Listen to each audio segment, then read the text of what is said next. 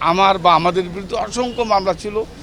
আজকে এখনও সেই মামলার হয়রানির শিকার আমরা হয়ে যাচ্ছি। আসলে দেশবাসীর জানা উচিত, আজ থেকে প্রায়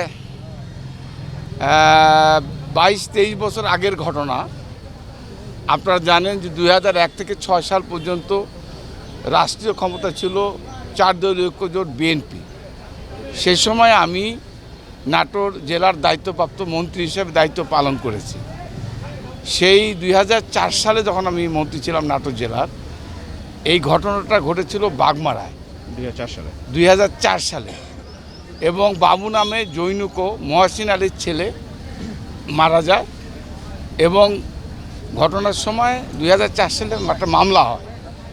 পরবর্তীকালে তদন্ত এবং ইন্সপেকশন করে পুলিশ প্রশাসন মামলা কোনো কিছু পায় না এবং যে মারা গেছে তার বাবা মহসিন আলী সে সময় একটা মামলা করেছিল কারো নাম না দিয়ে।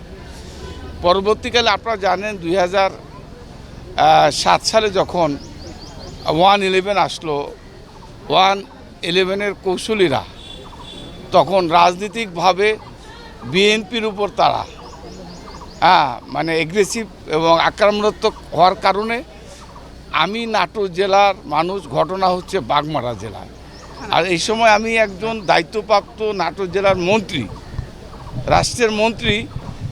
এই ঘটনাস্থলে আমি কখন গেলাম আর এই ঘটনার সঙ্গে কখন জড়ালাম, আজকে যে মিথ্যাচারের একটা সীমা আছে।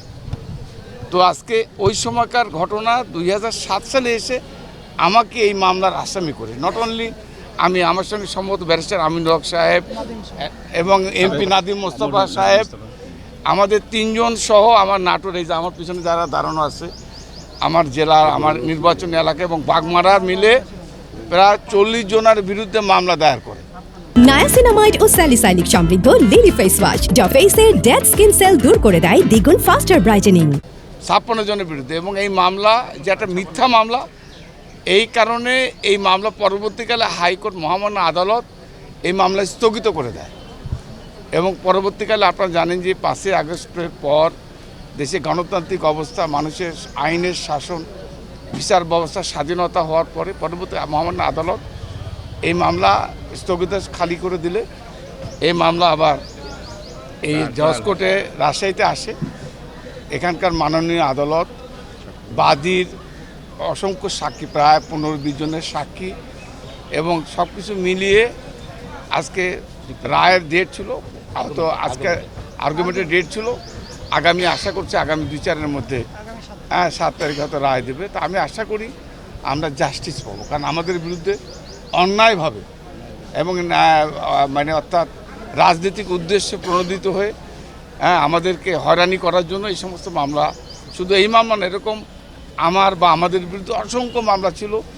আজকে এখনও সেই মামলার হয়রানির শিকার আমরা হয়ে যাচ্ছি। তা আমরা আশা করি মাননীয় আদালত আমরা জাস্টিস পাবো, এই অপেক্ষায় আমরা আছি।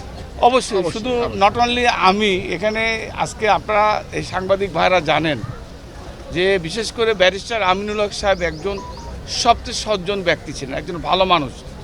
আজকে রাজশাহী অঞ্চলের একজন রাজনীতিবিদ হিসাবে আমি মনে করি উনি একজন, কি বলবো, ওনাকে অনুসরণ করার মতো একজন মানুষ, সজ্জন মানুষ।